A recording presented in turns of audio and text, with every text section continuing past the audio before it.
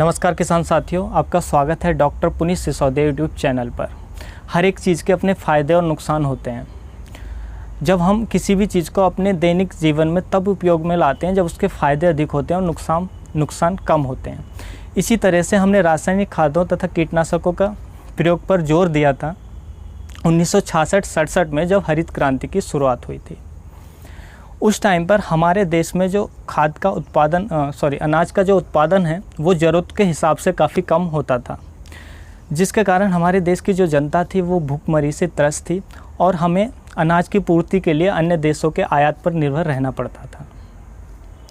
साथ ही उस टाइम पर जब हम सॉइल में रासायनिक खाद देते थे अपनी मृदा में, तो उसके उतने ज़्यादा हानिकारक प्रभाव नहीं पड़ते थे, क्योंकि उससे पहले जो हम खेती कर रहे थे वो जैविक खेती कर रहे थे, तो हमारी सॉइल में जीवांश की मात्रा काफ़ी अच्छी थी और हम थोड़ा सा रासायनिक खाद देने पर काफ़ी अच्छा उत्पादन लेते थे, तो उसके उतने ज़्यादा हानिकारक प्रभाव नहीं थे। वहीं यदि आज की स्थिति देखी जाए तो रासायनिक खादों के जो दुष्प्रभाव हैं, हानिकारक प्रभाव हैं, वो काफ़ी ज़्यादा हैं और जो लाभ हैं वो बहुत कम हैं। उसके लिए आपको मैं एक उदाहरण देना चाहूँगा। 1960 में जब हम अपनी ज़मीन में 1 किलो रासायनिक खाद डालते थे तो उससे जो उत्पादन में वृद्धि होती थी वो 25 किलोग्राम की होती थी। वहीं 1975 में 1 किलोग्राम खाद डालने पर जो उत्पादन में वृद्धि हुई केवल 15 किलोग्राम की हुई, और 2006 आते आते वो 1 किलोग्राम रासायनिक खाद डालने पर उत्पादन में वृद्धि हुई केवल 6 किलोग्राम की। तो हमने उत्पादन की जो वृद्धि थी उसको कम होने नहीं दिया, लेकिन क्या किया, उसके विपरीत हमने खाद का जो रासायनिक खादों का जो यूज है वो काफ़ी ज़्यादा अंधाधुंध कर दिया, जिसका असर हमारी धरती की सेहत पर सीधा पड़ा। Centre for science and environment की एक रिपोर्ट के अनुसार हमारे देश की 30% ज़मीन, लगभग 1/3 भाग बंजर होने की कगार पर है। उसका जो एकमात्र कारण है, जो सबसे बड़ा कारण है, वो है यूरिया का अंधाधुंध प्रयोग। सन 2004 में हमारी सरकार ने यूरिया के हानिकारक प्रभावों के अध्ययन के लिए society for consumption of nature की स्थापना की थी। उसने भी यूरिया को धरती की सेहत के लिए घातक बताया था। रासायनिक खादों तथा कीटनाशकों के अंधाधुंध प्रयोग से जो हमारे धरती में जो कृषि मित्र जीव होते हैं उनकी जो संख्या है लगातार घट रही है, और जिसके कारण हमारी जो सॉइल है, आप देखते होंगे जिन ज़मीन में ज़्यादा यूरिया तथा रासायनिक खादों तथा कीटनाशकों का प्रयोग किया जाता है, उनकी जो सॉइल है, वो ज़मीन है, वो काफ़ी हार्ड हो जाती है। आप फावड़ा मारेंगे, फावड़ा उछट के ऊपर को आता है। उसका एकमात्र कारण है सॉइल में जीवांश की कमी। रासायनिक खादों तथा कीटनाशकों के अंधाधुंध प्रयोग से जो हमारी ज़मीन की रोग प्रतिरोधक क्षमता वो लगातार कम हो रही है, पोषक तत्वों की कमी हो रही है सॉइल में, तथा उसकी जो फिजिकल कंडीशन है सॉइल की वो एकदम बर्बाद हो रही है, हमारी सॉइल ख़राब हो रही है, जिसके कारण आप देखते होंगे आपकी जो फसल में नई नई तरह के रोग आ रहे हैं, बीमारियां आ रही हैं, कीट आपकी फसल में नए नए तरह के आ रहे हैं, जिसके कारण हम और ज़्यादा कीटनाशकों का प्रयोग अपनी फसल पर करते हैं, जो और ज़्यादा हमारी सॉइल को प्रभावित करते हैं।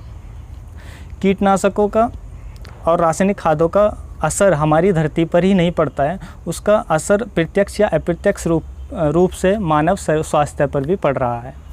हाल ही में 2020 में food safety and standard authority of India की एक रिपोर्ट के अनुसार हमारे जो देश की 9.5% जो फल और सब्जियां हैं वो खाने लायक नहीं हैं। उनका एकमात्र कारण है कि उनमें लेड, कैडमियम, आर्सेनिक तथा मरकरी जैसे हानिकारक तत्वों की मात्रा तय सीमा से 2 से 3 गुना अधिक पाई गई है। ऐसे तत्व यदि आपके शरीर में अधिक मात्रा में चले जाते हैं तो आप मानसिक रूप से बीमार पड़ सकते हैं, मानसिक स्थिति आपकी खराब हो सकती है, तथा इनमें से कुछ तत्वों तो मानव शरीर में अधिक मात्रा में जाने पर मनुष्य की मृत्यु भी हो सकती है। आप देखते होंगे आपके आसपास जो व्यक्ति एकदम स्वस्थ जीवन व्यतीत कर रहे हैं, जिनका धूम्रपान तथा मदिरा आदि से कोई लेना देना नहीं होता है, उनको भी अचानक हार्ट अटैक आ जाता है, उनकी किडनी फेल हो जाती है, फेफड़े ख़राब हो जाते हैं और कैंसर की प्रॉब्लम्स आप देखते होंगे। तो हम उस पर चर्चा करते हैं कि ये व्यक्ति तो इसका धूम्रपान तथा मदिरा आदि से लेना देना नहीं था, फिर भी इनको ये बीमारी क्यों हो गई। लेकिन उसका कारण यही है कि जिनको हम जिन चीज़ों को हम अच्छा समझकर खा रहे हैं वही हमारे लिए जहर का काम कर रही हैं। अब सवाल उठता है कि ये जो हानिकारक तत्व हैं ये हमारी फल और सब्जियों में आते कहाँ से हैं। देखिए, जो हम रासायनिक खाद और कीटनाशकों का प्रयोग हम अपनी ज़मीन पर कर रहे हैं ये वहीं से, एक तो वह इसका कारण है। दूसरा, हम जो नालों के जो गंदे पानी से हम सिंचाई करते हैं अपनी फसलों में, फसलें उगाते हैं, तो उससे भी ये समस्या आती है।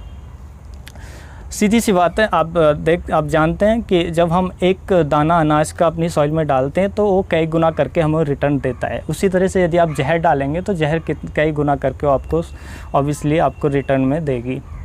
अब कुछ किसान भाई कहेंगे कि यदि हम रासायनिक खादों तथा कीटनाशकों का प्रयोग बंद कर दें तो हमारा उत्पादन ख़त्म हो जाएगा, हमारी पैदावार ख़त्म हो जाएगी, तो हम भूखे मर जाएंगे।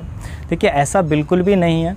आने वाली वीडियो में मैं आपको यही बताऊंगा कि आपको एकदम 100% आपको कभी बंद नहीं करना है, आपको उसको कम करना है और किस तरीके से हमको कम करना है। मैं सारे आपको मेथड, किस तरीके से हमें रासायनिक को छोड़कर जैविक पे शिफ्ट होना है, आने वाली वीडियो में आपको बताने वाला हूँ। सारी जानकारी मैं दूंगा। मैं वादा करता हूँ कि आपका एक भी दाना कम नहीं होगा। यदि आप जैविक खेती करेंगे, उस तरीके से करेंगे, तो एक दाना कम नहीं होगा। साथ ही आपकी जो खर्चा है वो ज़रूर आपका कम हो जाएगा, जिससे आपको फ़ायदा होगा। देखिए, मैं आपसे रिक्वेस्ट करूँगा कि इस वीडियो को ज़्यादा से ज़्यादा हमारे जो खेती से कम संबंध रखते हैं, जो किसान या भाई, उनको इसको शेयर करें, क्योंकि हमारे जो बहुत सारे फार्मर हैं वो अभी इस चीज़ से अवेयर नहीं हैं। उनको जानकारी नहीं है कि खाद या फर्टिलाइज़र देने से उनको कितने नुकसान झेलना पड़ सकता है। तो जब हम किसी चीज़ के हानिकारक प्रभावों से हम अवेयर हो जाते हैं तो हम ऑब्वियसली उनका अपने आप ही हम उसका जो यूज है हम कम कर देते हैं। तो इस वीडियो को ज़्यादा से ज़्यादा किसानों के साथ प्लीज़ शेयर करिएगा, ताकि वो भी इससे अवेयर हो जाएं। और यदि आप चैनल पर नए हैं तो प्लीज़ चैनल को सब्सक्राइब कर लीजिए, ताकि आने वाली सभी लेटेस्ट वीडियोज़ की नोटिफिकेशन आपको सबसे पहले मिल जाए। फिर मिलूँगा आपको एक और नई वीडियो के साथ। तब तक के लिए आप अपना ख्याल रखें। धन्यवाद।